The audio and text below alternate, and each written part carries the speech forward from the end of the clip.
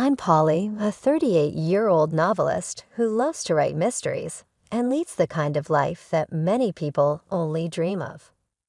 My books have devoted readers, and writing helps me provide for my family. Stephen, our 9-year-old son, and I have been married to Peter for 10 years. Peter worked when we first got married, but as my career took off, he left his job. He hasn't done anything for the past few years, usually spending his days playing pachinko. I recently learned of something unsettling. Peter has been dishonest, using my credit card to lavishly buy designer goods on someone else. For the sake of our son, I've tolerated his behavior, but I've had enough. It's time for a change. I can no longer wait. This shift was brought about by the most unlikely person, someone I never would have imagined coming to my support, stepping in to assist me. I saw Peter one day dressed absolutely out of character in a suit, which was unusual for him.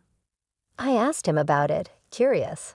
He told me he was off to a job interview after initially appearing surprised. "It's time I started working again," he replied. I wanted to believe him, that at last he was considering how he could better himself for the future of our family. I wished him well and went back to work, realizing I had a deadline approaching. The hours passed, and Peter didn't come back until 2 in the morning. I realized at that moment that I couldn't let things stay the same because of the late hour and the enigmatic job interview, which left me with more questions than answers. For the sake of my future and that of our son, it was time to face the facts of our circumstances and make some difficult choices. Peter shambled in the door that evening, his breath heavy with perfume and vodka. Tired, or was he simply being irresponsible? He fell back on the living room sofa, his smartphone falling out of his palm but staying unlocked. I couldn't help but give in to my curiosity and suspicions. I grabbed his phone and quickly looked at it. Unquestionable evidence that my husband was having an extramarital affair with my best friend Nancy was what I discovered there, and it shocked me to my core. Only hours before, they'd been at an upscale restaurant with a stunning view of the night sky. It seemed like a bodily blow to be betrayed. How could I be subjected to this abuse by both Nancy and Peter, who were married? I suppressed my tears since I didn't want to wake Peter. I silently copied the damning pictures and texts to my phone. I had to gather myself and carefully consider what to do next. As if nothing had happened, I questioned Peter about his night the next morning. "Peter, let's talk about yesterday. Despite your claim to have had an interview, you arrived home somewhat late. What took place?" His eyes darted away, giving off an uneasy vibe as he searched for an explanation. "I ran into a friend after the interview, and we went out for drinks," he stated. He denied it when I questioned him about the identity of the acquaintance. "Catherine, just some dude. I mean, do I really need to explain everything?" I dipped my frustration back and said nothing. His avoidance not only strengthened my resolve to deal with the problem as dignifiedly and strategically as possible, but it also reinforced my worst assumptions. It has been a month since that discovery, and Peter's treachery still carries a heavy burden. Since I know that confronting him could permanently damage our family, I haven't done so yet. If it were just me, I would have already shown him the proof and asked for a divorce. But because of our son and the complicated feelings he brings, I've had to carefully weigh every option, since I know that whatever I choose would have a lifelong impact on our family. The notion of taking my 9-year-old son Stephen away from his father was intolerable, even with all of the agony in my heart. Though he claimed that his frequent outings were to visit friends or decompress, in reality, they served as the ideal pretext for me to obtain proof of Peter's adultery, something I had been growing suspicious of. One day, seizing an opportunity while Peter was out, I rummaged through his belongings and found a stack of receipts for women's designer items, luxuries I certainly hadn't received. None of these high-end goods were in our home, leading me to one painful conclusion. Peter was lavishing these expensive gifts on Nancy, my so-called best friend. But the mystery deepened. How was Peter financing these extravagant purchases? He hadn't worked in years and was living off the modest allowance I gave him from my earnings. Concerned and needing answers, I devised a plan to follow him. I called my brother to watch Stephen, cloaking my real intentions under the guise of a shopping trip. "Hey, sorry to bother you out of the blue, but can you watch Stephen for a bit?" "I want to go shopping alone," I told him. My brother, puzzled because I usually preferred online shopping, raised an eyebrow. "Shopping? You've never been one to shop in person. What's up?" "Normally, yes, but today I need something from a store. Can you watch him for me?" I replied. He agreed, albeit with a reminder not to be gone long as Stephen might get lonely. With my brother's help, I was free to track Peter. I spotted him downtown, arm in arm with Nancy, strolling into a high-end designer store with unsettling familiarity. Watching them together, a mix of hurt and anger surged through me. As they approached the cashier, I saw something that truly shocked me. Peter was paying with a credit card. My heart sank as I realized it was my secondary credit card, the one I usually left in an unattended drawer at home. Peter had taken it without my knowledge. The betrayal was deeper and more complex than I had imagined.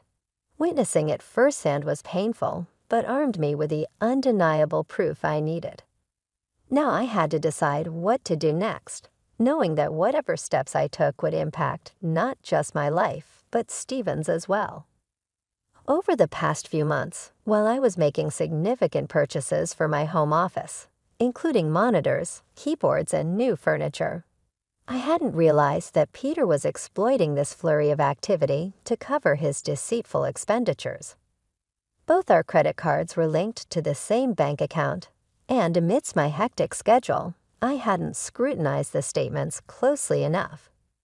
This oversight now haunted me as it became painfully clear. Not only was Peter unfaithful, but he was also misusing my funds to shower gifts on his mistress. Any remaining fondness I felt for my husband evaporated in the wake of this revelation. Although part of me blamed myself for not noticing earlier, I found it impossible to forgive his betrayal.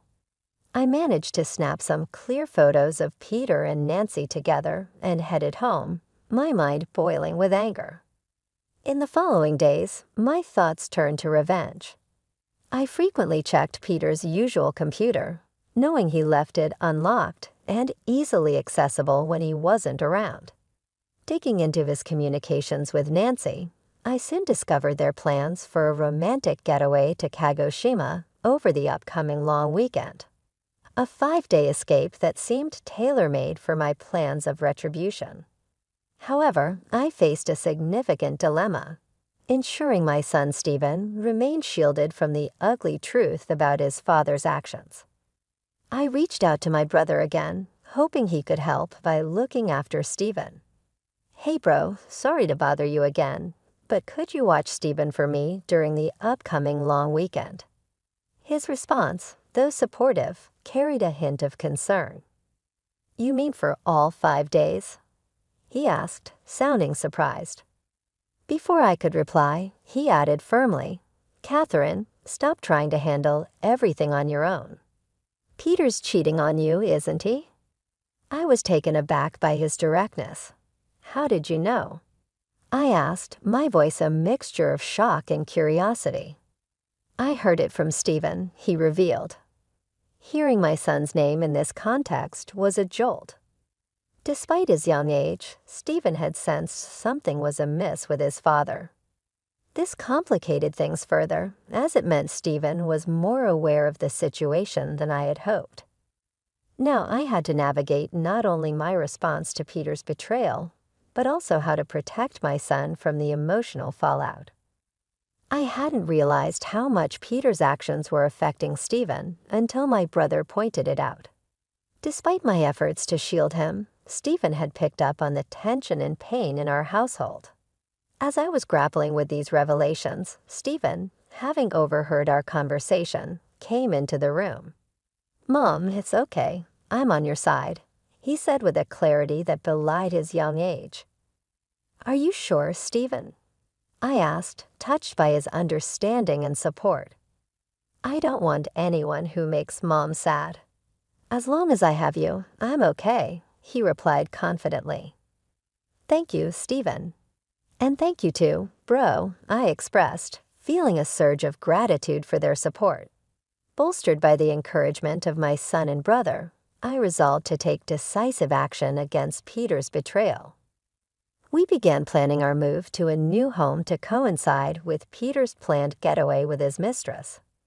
With my brother's assistance, we discreetly packed our belongings whenever Peter was out. The night before the long weekend, as Peter buzzed with excitement for his upcoming trip, I decided it was time to confront him and perhaps give him one last chance to explain himself. "Peter, what's with this suitcase? Why are you packing?" I inquired as he shuffled things around. "Oh, this? I'm going on a trip with a friend starting tomorrow," he answered nonchalantly. "A trip? Did you mention anything about that?" "It seems like a last-minute decision," I probed, hinting at my knowledge of his misuse of the allowance I gave him. My husband's annoyance was palpable as he tried to dismiss my questions. "Don't talk to me about it anymore, Catherine," he snapped. I lowered my voice, pressing him further. "Are you going on this trip with just a friend?" My tone caused him to flinch, his shoulders tensing as he realized the depth of my awareness. His reaction confirmed my suspicions, and I knew what I had to do next for myself and Stephen. Despite his obvious deceit, Peter tried to dismiss my concerns with a lie. "You've been nagging me a lot lately, Catherine," he said, trying to justify his secretive plans as a mere trip with a friend. "Have a good time," I retorted, my voice heavy with sarcasm. "Yeah, I'm excited for our new home," I said as I left the room. Deep down, if Peter had been honest with me, I might have considered resolving our issues more amicably, perhaps negotiating some alimony and child support even despite his infidelity. After all, there was a time when he was my pillar, supporting me when my novel struggled to find readers. I didn't want to hold on to hatred or resentment towards him. However, given the extent of his deception, I couldn't just stand by for the sake of my son and my future. Ending the relationship had become inevitable. There was no merit in preserving ties with someone so repeatedly dishonest. The next morning, by the time I woke up, Peter had already left for his trip. I checked the drawer immediately and, unsurprisingly, found my credit card missing. I promptly called the credit card company, reported the card as lost, and blocked any further transactions. As I was handling these logistics, my son Stephen woke up and greeted me with a bright smile. "Mom, today's the day, right?" he asked eagerly. "Huh?" I was momentarily confused. "We're moving to our new home today, right?" His eyes were alight with excitement. "That's right, Stephen. I've canceled the credit card, and now it's time for us to move on to our new home," I confirmed, feeling a mix of relief and anticipation. "Yeah, I'm excited for our new home," he exclaimed. With my brother's invaluable assistance, our move went smoothly. As we settled into our new environment, the sense of a fresh start was empowering. Stephen's enthusiasm and resilience reminded me that no matter how challenging the circumstances, a new beginning was not just possible, but also filled with potential. As we settled into our new home, I felt a sense of renewal wash over Stephen and me. Meanwhile, my husband's belongings were sent off to a location he had specified, marking a clear division in our lives. That tranquility was briefly interrupted the next day. While we relaxed in our new surroundings with my brother by our side for support, my phone rang. It was Peter. "Hello, Catherine." Is that you? Could you transfer me some money? I spent more than I planned, and now I need some extra cash, he said, clearly unaware that I had frozen the credit card he usually misused. Didn't you say you were going to stick to your allowance? I asked, my tone sharp. Come on, don't say that. I can't enjoy my trip if you do that, he complained. Aren't you with Nancy? I retorted, cutting straight to the heart of the matter. Peter seemed taken aback. What are you talking about? Who's Nancy? What's going on with the card? It's pointless to play dumb. Your lies aren't working, I snapped, my patience worn thin. It's clear you've been cheating on me with my best friend Nancy. Did you think you wouldn't get caught? This isn't what it looks like. It's not cheating. He tried to justify himself, his voice desperate. My anger flared, fueled by his feeble attempts to deflect blame. With my brother and son within earshot, I no longer held back my fury. Stop making excuses. You have a family, yet you chose to have an affair and misuse someone else's credit card. Do you realize how low you've sunk? Catherine, let's calm down, Peter attempted to soothe the situation. Calm down. How can I stay calm when I'm speaking to the person who betrayed his family so thoughtlessly? My voice rose, an outpouring of emotions I had contained for far too long. The call ended with those unsparing words, leaving a heavy silence in the room. My brother placed a reassuring hand on my shoulder, and Stephen looked up at me, his young face a mixture of confusion and concern. This moment, painful as it was, marked the beginning of a new chapter for us, one where we could move forward from the deception and hurt. Overwhelmed with a mixture of disgust and resolve, I made my feelings brutally clear to Peter. Let me make this clear. I have no intention of forgiving you or offering any help. You and the woman you cheated with can go straight to hell. Don't you dare show your face in front of me or Stephen ever again. With those final words, I hung up the phone, abruptly ending the call. Shortly after, Nancy, the woman he cheated with, called me. Her voice was tinged with demand. Catherine, what are you doing? She asked sharply. Nancy, long time no see. How's your trip with your best friend's husband going? I retorted, my words dripping with sarcasm. Shut up. Explain yourself. She snapped back. What are you talking about? She asked, feigning ignorance. Don't play dumb. You sent Peter's belongings to my house, didn't you? During our move, I had strategically shipped all of Peter's belongings to Nancy's house, fully aware that she was the other woman. Since Nancy was married, her husband was bound to be at home when the delivery arrived. I had included a detailed letter explaining the situation, ensuring that her husband would understand the full extent of our spouse's betrayal. As I shouted at Nancy over the phone, barely containing my rage, she blurted out, "Are you serious?" My husband found out, and he's furious. Isn't that expected? You're having an affair even though you're married. My supposed best friend did such a disgraceful thing. You're the worst. I'm incredibly disappointed in you. I fired back. Excuse me. She responded, taken aback.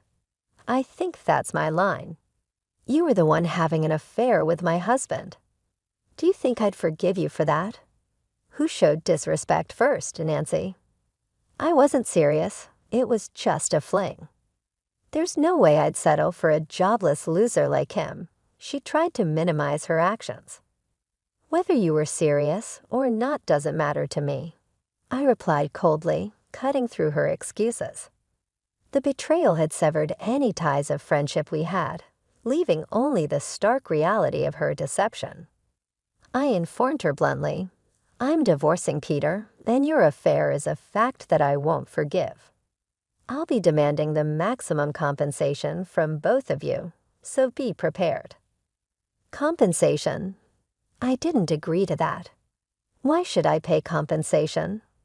Nancy protested, her voice tinged with panic. It's only natural. You did something that warrants it, I replied firmly. But wait, I'm a housewife. I can't afford to pay compensation, she stammered. That's for you to figure out. Maybe you can ask your husband for help, though I doubt he'll be inclined to assist you now, I said coldly. Wait a minute, Catherine, please, she began to plead, but I was done listening. Goodbye, I said and hung up the phone, then promptly blocked her contact. I moved forward with the divorce proceedings through a lawyer, demanding compensation not just from my ex-husband Peter, but also from Nancy. I sought child support and reimbursement for the funds Peter had frivolously spent on my credit card. Nancy's spouse served her with divorce papers, as she was now facing debt from the compensation payments. Eventually, I've heard, they had to force her to leave their house. She tried to depend on her family, but that didn't work out, so she had to start working nights to make ends meet. Peter's relationship quickly collapsed as a result of his desire to rely on Nancy and his subsequent accusation of being the cause of it.